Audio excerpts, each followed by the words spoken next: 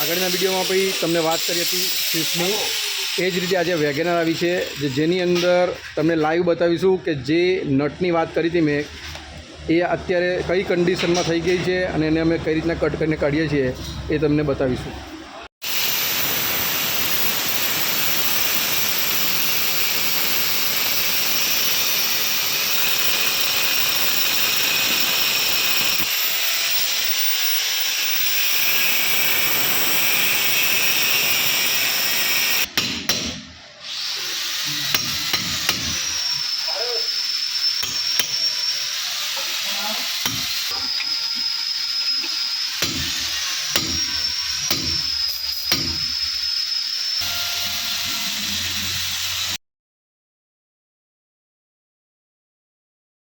જે પ્રમાણે તમને વિડીયોમાં તમે જોયું કે ગ્રાઇન્ડર મશીનથી વ્હીલની નટને કાપી પડી, જે વસ્તુ રસ્તાની અંદર શક્ય નથી.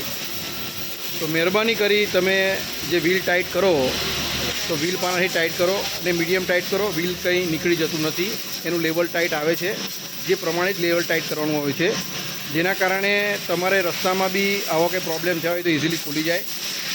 ઘણીવાર આંટા ખરાબ હોય ને એવા આંટાની અંદર બી નટ ચડાવી દેવો તો આવો પ્રશ્ન બની શકે છે.